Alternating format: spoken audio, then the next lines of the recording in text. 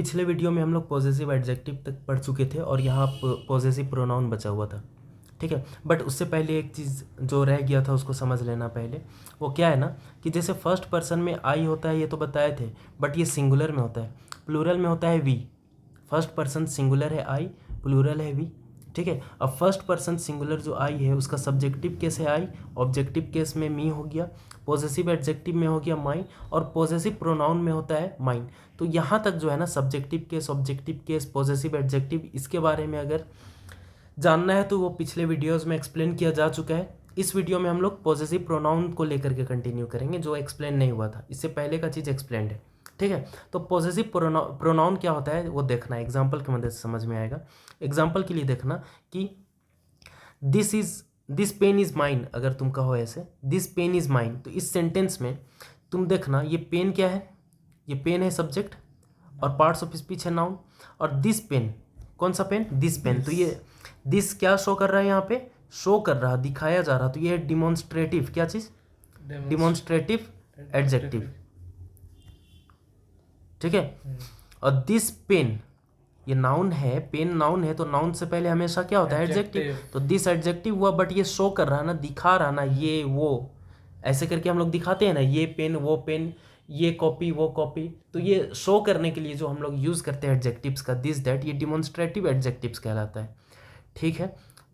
तो this that ये सब एडजेक्टिव तो है, और भी चीज़ होता है, ये हम लोग देखेंगे और क्या क्या की तरह वो रोल प्ले करता है, बट यहाँ पे ये डिमॉन्स्ट्रेटिव एडजेक्टिव है, ठीक है। अब यहाँ पेन क्या है, पार्ट्स ऑफ स्पीच नाउन हो गया और बिहेव कर रहा सब्जेक्ट की तरह। इज क्या है, वर्ब है, इज क्या है, वर्ब है, लेकिन और कोई वर्ब तो है नहीं, तो मेन वर्ब यही इजी हो गया, मतलब ये लिंकिंग वर्ब है यहाँ पे, ठीक है। और दिस पेन इज माइन, ये माइन क्या है यहाँ, तो ये माइन है यहाँ पे प्रोनाउन, माइन क्या है, प्रोनाउन है, पार्ट्स ऑफ स्पीच, ठीक है। बट कैसा प्रोनाउन है ये, तो यहाँ देखो ये कैसा प्रोनाउन है, पोजेशन दिखा रहा ना, तो ये पॉजेसिव प्रोनाउन हो गया, ठीक है। ये हो गया पॉजेसिव प्रोनाउन, कौन, माइन, ठीक है। इस तरह से यूज होता है, अच्छा ठीक है, यहाँ तक समझ आया, कोई डाउट है? हाँ, क्या दिस बोलो, पेन इज माई नहीं हो सकता है, दिस पेन इज माइन, हाँ, सेंटेंस लिखते हैं पहले देखना, दिस पेन इज माइन, तो ये हो सकता है कि नहीं, तो ये अगर गलत हम लोग दिखा दिए तो समझ जाना नहीं हो सकता है। तो यहाँ देखो दिस क्या है, सब्जेक्ट है, डिमॉन्स्ट्रेट सॉरी पेन है सब्जेक्ट, क्या है, हाँ, पेन सब्जेक्ट है, पार्ट्स ऑफ स्पीच नाउन हो गया, हाँ, दिस क्या है, डिमॉन्स्ट्रेटिव एडजेक्टिव हो गया, ठीक है, डिमॉन्स्ट्रेटिव एडजेक्टिव हो गया। इज क्या हो गया, इज हो गया यहाँ पे तुम्हारा मेन वर्ब, लिंकिंग वर्ब, ठीक है।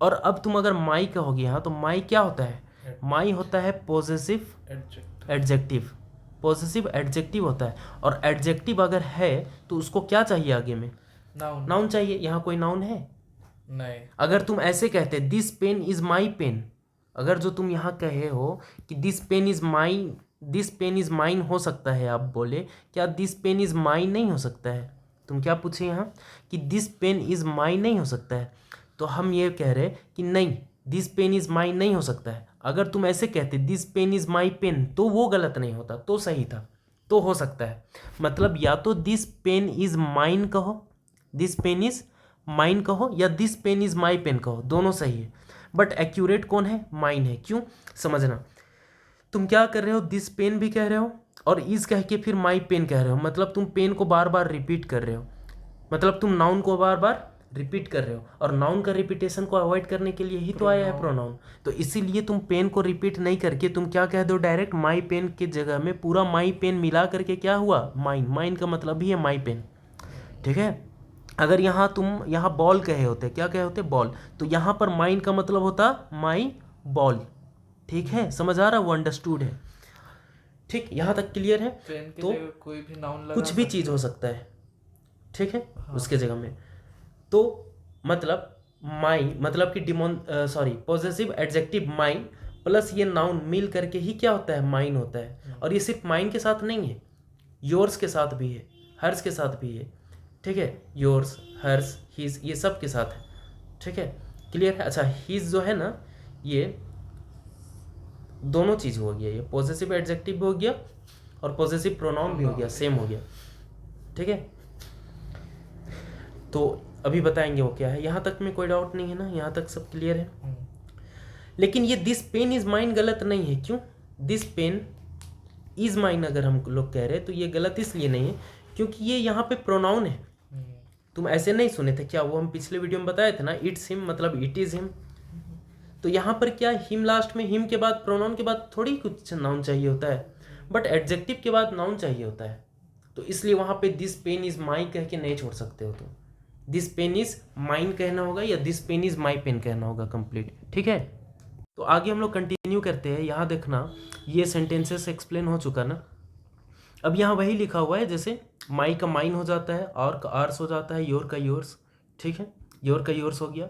हिज हर्स का क्या हो जाता है? नहीं, ये देयर का देयर्स हो जाता है। ठीक है, सॉरी सॉरी सॉरी, यहाँ पे सिंगुलर प्लूरल लिखा हुआ है। ये हिज और हर्स हो गया ये सिंगुलर में, और देयर्स प्लूरल में हो गया। योर्स सिंगुलर में हो गया, योर्स प्लूरल में हो गया। माइन सिंगुलर में हो गया, आर्स प्लूरल में हो गया। ठीक है, कोई डाउट नहीं यहाँ तक। अब देखना यहाँ इट वर्सेस इट्स, इसके बीच में कुछ डाउट्स होता है ना, लोगों को कन्फ्यूज़न होता है, तो ये पहले क्लियर कर दे। ठीक है, देखना इट वर्सेस इट्स का यूज़। एक होता है इट, एक होता है इट्स, और एक होता है इट्स। तो ये इट को तो छोड़ ही दो, इट्स और इट्स में कन्फ्यूज़न होता है। एक इट होता है IT के बाद अपोस्ट्रोफी एस, और एक होता है बिना अपोस्ट्रोफी एस। क्या अंतर है देखना, कभी भी इंग्लिश में ना अगर ऐसे अपोस्ट्रोफी करके एस लिखा हुआ होता है ना, तो यहाँ 3 वजह से ऐसा किया जाता है। जैसे एग्जाम्पल तुम देखो, पहले ऐसे 3 रीज़न से किया जाता है। अगर तुम लिखो मोहन और अपोस्ट्रोफी एस दे दो, तो इसका मीनिंग हो गया मोहन का। क्या चीज़ मीनिंग हुआ? मोहन का। ठीक है, मोहन में अपोस्ट्रोफी एस लगा दिया तो मोहन का हो गया, मोहन्स पेन, मोहन का पेन। एक तो इसलिए अपोस्ट्रोफी लगता है, समझ में आ रहा है ना? ठीक है, जनरली तो एक तो ये इस रीजन से लगता है। दूसरा रीज़न क्या है, एक तो डायरेक्ट इनडायरेक्ट स्पीच में, डायरेक्ट स्पीच में लगता है अपोस्ट्रोफी, वो डबल, ठीक है, इन्वर्टेड कॉमास जिसको कहते हैं। बट उसका बात नहीं, अभी हम लोग इसका बात कर रहे हैं। एक तो अपोस्ट्रोफी का ये मीनिंग होता है, इस यूज से होता है। एक जगह क्यों होता है, तो ये कॉन्ट्रैक्शन करने के लिए। जैसे अगर हम ऐसे लिखें, ठीक है, अगर हम लिखें IT में अपोस्ट्रोफी एस, तो इसका मतलब होता है कि ये इट इज़ का शॉर्ट फॉर्म है। किसका? इट इज़ का। इट इज़ को शॉर्ट में इट्स लिखा जाता है, या इट हैज़ का भी होता है। ये मतलब इट इज़ का शॉर्ट फॉर्म और इट हैज़ का शॉर्ट फॉर्म, दोनों का ही शॉर्ट फॉर्म कौन होता है? इट्स होता है। ठीक है, तो अपोस्ट्रोफी एस कहीं भी दिखा या तो इज़ या तो हैज़ हो रहा होगा। ठीक है, जैसे अगर ऐसे लिखा रहा राहुल्स, ठीक है, टायर्ड, यहाँ लिखा है राहुल्स टायर्ड, तो इसका क्या मीनिंग हुआ? राहुल का थका, क्या चीज़? ऐसा कोई मीनिंग नहीं। यहाँ पे राहुल्स ये मीनिंग नहीं हो रहा। यहाँ जो मोहन्स में लग रहा था ना अपोस्ट्रोफी, मोहन का, तो यहाँ राहुल में अपोस्ट्रोफी लगा है ना, तो राहुल का मीनिंग नहीं हो रहा है यहाँ पे। क्यों? क्योंकि आगे देखो ना क्या है, टायर्ड। तो मतलब यहाँ ये क्या है, राहुल इज टायर्ड है। क्या है यहाँ पे? Rahul is tired. वो समझना पड़ेगा, कॉन्टेक्स्ट देख करके समझना होगा कि कहाँ पर का मीनिंग हो रहा, कहाँ पर इज मीनिंग हो रहा और कहाँ पर हैज़। ठीक है, राहुल इज टायर्ड को तुम शॉर्ट में राहुल्स टायर्ड कह सकते हो, इसको कॉन्ट्रैक्शन कहते हैं। ठीक है, और स्पोकन में यूज पड़ता है ये सब चीज़ बहुत।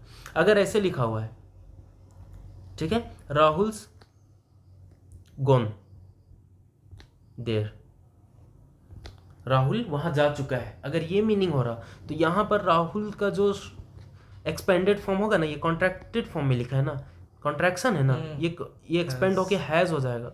कैसे पता चला हमको कि ये हैज़ हो रहा होगा? हम लोग ये देखे, गॉन देखे, गॉन भी3 है, और भी3 किसके बाद से पहले कौन होता है? हैज़ हैव होता है ना, तो वहाँ से आइडिया लगा। ये कॉन्टेक्स्ट से तुमको समझना पड़ेगा, ये पता चल जाएगा तुमको। ठीक है, वहाँ पे क्या मीनिंग निकल रहा उससे ये पता चलेगा। अब यहाँ जैसे हम कहे कि राहुल्स बुक, तुम बताओ राहुल्स बुक, यहाँ क्या मीनिंग हो रहा होगा? यहाँ राहुल इज बुक मीनिंग होगा, यहाँ पे इसका राहुल इज बुक्स होगा, या राहुल हैज बुक्स होगा, या राहुल का बुक्स होगा? बताओ कौन मीनिंग निकल रहा है यहाँ पे? राहुल तो राहुल हैज बुक का बुक्स। तो यहाँ देखो राहुल्स बुक जब लिखा तो 3 पॉसिबिलिटी है। या तो राहुल इज बुक कि राहुल क्या है, बुक है। बुक्स है, या तो राहुल हैज बुक्स होगा कि राहुल के पास Book बुक्स है, है, हाँ। या राहुल का बुक्स, ये राहुल का बुक्स होगा, वो सब राहुल का बुक रहा होगा तो राहुल बुक्स क्या है। हाँ। तो कौन पॉसिबल है, तो पहला पॉसिबल तो नहीं है, राहुल तो बुक हो ही नहीं सकता। तो यहाँ से अंदाजा हम लगाए कि यहाँ पर अपोस्ट्रोफी एस का मतलब ये इज नहीं है, समझ आया। हाँ। बट सेकेंड और थर्ड वाला देखिए तो दोनों मैच कर रहा, हम्म, ठीक है। लेकिन अब इन दोनों में से क्या मीनिंग होगा, तो यहाँ लिखा हुआ देख के तो नहीं पहचान पाओगे, दोनों ही मीनिंग हो सकता है, ठीक है। राहुल हैज़ बुक्स के लिए भी राहुल्स बुक कहोगे, और राहुल का बुक्स के लिए भी राहुल्स बुक कहोगे। बट एक्चुअली में इन दोनों में से कोई एक ही मीनिंग हो रहा होगा तब जब हम इस सेंटेंस को यूज कर रहे होंगे। अब उन दोनों में से कौन मीनिंग हो रहा होगा वो कैसे पता चलेगा, कॉन्टेक्स्ट से पता चलेगा, ठीक है। इसीलिए तो है चैनल का नाम, लर्न इंग्लिश इन कॉन्टेक्स्ट। तो कॉन्टेक्स्ट से अगल बगल का सिचुएशन से, वहाँ पे किस सिचुएशन में इस सेंटेंस का यूज़ हो रहा उससे पता चलेगा दोनों में से क्या मीनिंग। मान लो बहुत सारा वहाँ बुक्स पड़ा हुआ है और कोई पूछा कि किसका है ये बुक्स, तो वहाँ पर अगर रिप्लाई आता है राहुल्स बुक्स, तो यहाँ से समझ में आ गया तुमको कि क्या मीनिंग हो रहा होगा इनमें से, राहुल का बुक। राहुल का बुक्स, ठीक है। या अगर मान लो कि राहुल कोई स्टूडेंट है, उसके पास बुक वगैरह नहीं है, और कोई कह रहा है कि दे दो राहुल को कुछ बुक्स दे दो, और तब कह रहा है अगला में इंसान रिप्लाई दे रहा है कि राहुल्स बुक्स, तो यहाँ पे क्या मीनिंग हो रहा होगा वो समझ आ गया। वो जरूर ये ना कहना चाह रहा होगा कि राहुल हैज़ बुक्स, राहुल के पास बुक्स ऑलरेडी है। तो ये होता है कॉन्टेक्स्ट का इम्पोर्टेंस, ऐसे पता चलता है मीनिंग, ठीक है। इंग्लिश लैंग्वेज में बहुत सारा चीज़ लिखा जाएगा एक ही तरह से, बट मीनिंग्स बहुत होगा, और मीनिंग वहाँ पे क्या निकल रहा होगा वो कॉन्टेक्स्ट से समझ आता है। वैसे ही वर्ड्स के साथ भी है, जैसे कल हम तुमको बताए बट का मीनिंग सिवाय भी होता है लेकिन भी होता है। कैसे पता चलेगा कौन सा मीनिंग है, कॉन्टेक्स्ट से पता चलेगा, ठीक है। क्लियर। नाउ यहाँ तक हो चुका, तो ये इट्स के बारे में बता दिए ना। अपोस्ट्रोफी मतलब समझ जाओ कॉन्ट्रैक्टेड फॉर्म है, या तो इट इज का या इट हैज़ का। लेकिन अगर इट्स लिखा है बिना अपोस्ट्रोफी के इट्स, तो इसका क्या मीनिंग है, इसका ये मीनिंग है, ये जो हीज हर है। जैसे कि देखना, अगर हम कहें कि हिज लेग्स आर बिग, मान लो कुछ भी ऐसी कुछ मीनिंग ने ऐसी जो समझ में आया सेंटेंस बोल दी, हिज लेग्स आर बिग, उसका लेग्स क्या है, बड़ा है, हिज लेग्स आर बिग, अगर ये मीनिंग हम लोग सेंटेंस बोले, ठीक है।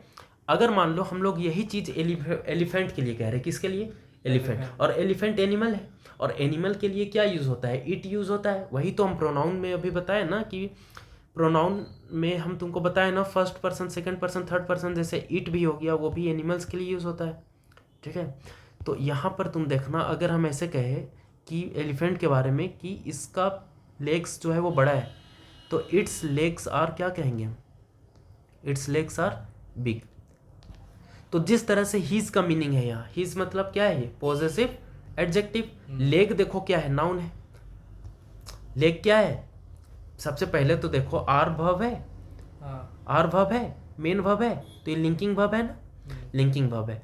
लिंकिंग वर्ब है तो ये बिग क्या हो गया, सब्जेक्ट कॉम्प्लीमेंट हो गया, एडजेक्टिव है ये, ठीक है। और यहाँ लेग्स क्या हो गया, नाउन हो गया, और है क्या, ये सब्जेक्ट है, इसी के तो बारे में बात हो रहा। और ये हिज क्या है, नाउन से पहले लगा एडजेक्टिव, पोजेशन दिखा रहा, तो पॉजेसिव एडजेक्टिव हो गया, कोई डाउट नहीं। तो उसी तरह से यहाँ पर इट्स लेग्स आर बिग जब कह रहे हो, तो यहाँ पर आर मेन वर्ब हो गया, और बी फॉर्म ऑफ वर्ब है, बी का ही तो फॉर्म होता है ना, is, am, are, was, were, be, being, been, ये सब। तो be form of verb main verb की तरह यूज हो रहा है, तो लिंकिंग वर्ब कहलाता है। तो आर यहाँ लिंकिंग वर्ब, और लिंकिंग वर्ब जोड़ता है किसको किसको, सब्जेक्ट और सब्जेक्ट कॉम्प्लीमेंट को।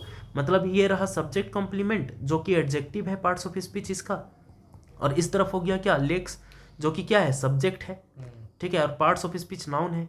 और इट्स क्या हो गया, इट्स फिर से क्या हो गया, पॉजेसिव एडजेक्टिव, ठीक है। तो यहाँ पर वाला इट्स बिना अपोस्ट्रोफी एस वाला एस, इट्स जो है ना, ये बिना अपोस्ट्रोफी वाला, वो क्या है, वो ये है जो हम तुमको बताए थे, देखो यहाँ, ठीक है। इट का कौन सा फॉर्म, पॉजेसिव एडजेक्टिव वाला, यहाँ देखो पॉजेसिव एडजेक्टिव वाला इट्स, ठीक है। जैसे अगर कोई लड़का रहे तो हम कहेंगे हिज हेड, ठीक है। कोई लड़की रहे तो कहेंगे हर हेड, क्या कहेंगे, हर हेड। और अगर कोई एनिमल रहे तो हम क्या कहेंगे, इट्स हेड, ठीक है। यहाँ पर अगर तुम इस जगह पे आई टी में अपोस्ट्रोफी एस और हेड लिख दोगे तो ये गलत हो जाएगा, क्योंकि इसका मीनिंग हो जाएगा क्या पता है, या तो इट इज़ हेड, क्या मतलब हुआ है इसका, इसका सर को तुम इट इज़ हेड कहोगे, या मीनिंग निकल के आएगा इसका इट हैज़ हेड, दोनों में से दोनों ही यहाँ पे क्या हो जा रहा, गलत। तो आई होप तुमको समझ में आया होगा it versus sorry it's without apostrophe और इट्स विथ एपोस्ट्रोफी के बीच में जो डिफरेंस है वो क्लियर हो चुका होगा। ठीक है, अब सेंटेंस से इसको क्लियर कर लेते हैं थोड़ा सा। जो 2-3 सेंटेंस हमारे पास में लिखा हुआ है ना, उसको देख लो एक बार। पहला सेंटेंस सबसे ऊपर में देखना, पहला सेंटेंस क्या लिखा, Its name is tiger. यहाँ पे देखना इट्स एपोस्ट्रोफी वाला, तो it is red in colour, it is को शॉर्ट में क्या लिख सकते हैं, इट्स, तो यहाँ it is red in colour की जगह तुम लिख सकते हो it's red in Color. Colour. ठीक है, इट्स रेड इन कलर, ये तो हो गया। ये दे यहाँ तो लिखा है इस तरफ में और करके। और अगर ऐसे लिखना है इट हैज़ स्टार्टेड रेनिंग, मतलब मान लो कि बारिश होना शुरू हो गया, तुम बोल सकते हो ना कि इट हैज़ स्टार्टेड रेनिंग, तो इसको तुम शॉर्ट में लिख सकते हो इट्स स्टार्टेड रेनिंग। ठीक है, अब यहाँ तुमको ये इट हैज़ का शॉर्ट फॉर्म इट्स है। ठीक है, क्लियर है। बट अगला सेंटेंस देखो, इट्स नेम इज़ टाइगर, इसका नाम क्या है, टाइगर है, इट्स नेम इज़ टाइगर। जैसे तुम कह सकते हो ना हिज नेम इज़ टाइगर, तो हिज के जगह तुम लगा के देखो क्या हिज से रिप्लेस हो पा रहा, इट्स को देखो हिज से रिप्लेस हो पा रहा, हाँ हो पा रहा, मतलब यहाँ पर इट्स क्या है, पॉजिटिव एडजेक्टिव है विदाउट एपोस्ट्रोफी वाला। तो इट्स नेम इज़ टाइगर या इट्स हाइट इज़ 73 मीटर्स। मान लो कुतुब मीनार की तरफ, तुम कुतुब मीनार की तरफ देख रहे हो और बोल रहे हो कि इट्स हाइट इज़ 73 मीटर्स। समझ आया, एनी डाउट नहीं है। आगे आना, आगे जो है प्रोनाउन का टाइप वो है रिफ्लेक्सिव प्रोनाउन। क्या, रिफ्लेक्सिव प्रोनाउन। तो अगला वीडियो हम लोग रिफ्लेक्सिव प्रोनाउन से स्टार्ट करेंगे और आगे कंटिन्यू करेंगे। ठीक है।